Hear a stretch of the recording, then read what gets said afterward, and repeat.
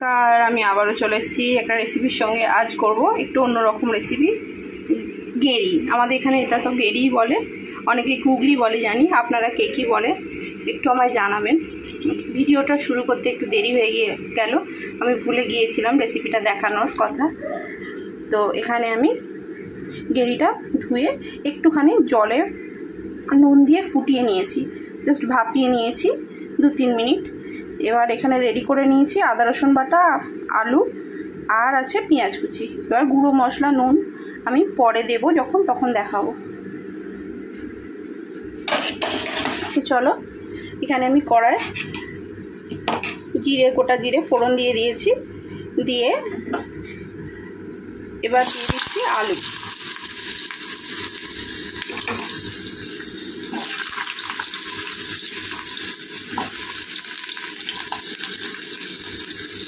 পেঁয়াজ,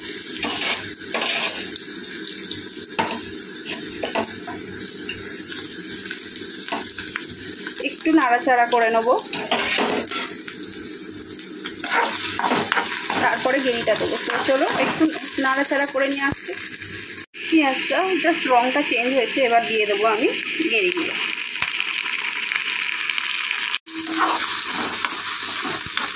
এগুলো দিয়েও একটু নাড়াচাড়া করে নেব।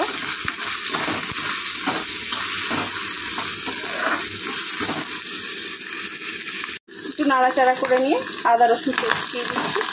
আমার কাছে খুবই অল্প পরিমাণে আছে, তাই খুবই অল্প পরিমাণে আদা রসুন বাটা দিয়েছি।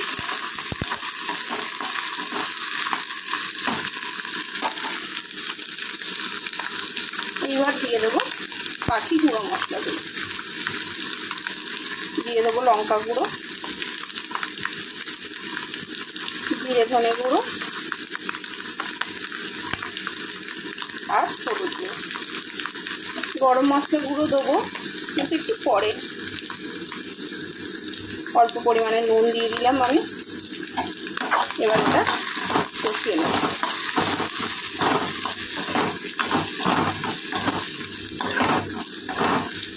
তো চলুন একটু কষিয়ে নিই, তারপরে এর মধ্যে দিয়ে দেবো একটু গরম মশলা গুঁড়ো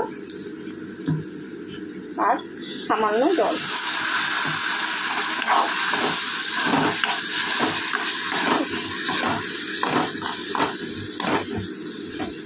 তো চলুন আবার একটু কষিয়ে নিয়ে আসছি। হয়ে গিয়েছে, তেল ছেড়ে দিয়েছে। এবার দিয়ে দেবো অল্প পরিমাণে জল। এবার এটা গ্যাস আস্তে দিয়ে ঢাকনা দিয়ে দেবো। তো চলুন হতে থাক, আসছি। তো চলুন দেখি।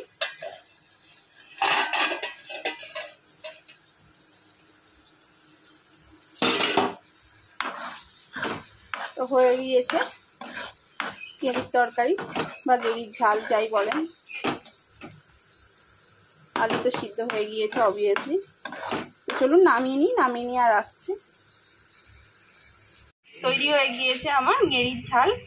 তো রেসিপিটা যদি ভালো লেগে থাকে অবশ্যই লাইক, শেয়ার অ্যান্ড সাবস্ক্রাইব করবেন। আর রেসিপি সম্পর্কে কিছু জানার থাকলে অবশ্যই কমেন্ট করবেন। তো চলুন আজকের মতো টাটা, দেখা হবে অন্য কোনো দিন অন্য কোনো রেসিপির সঙ্গে।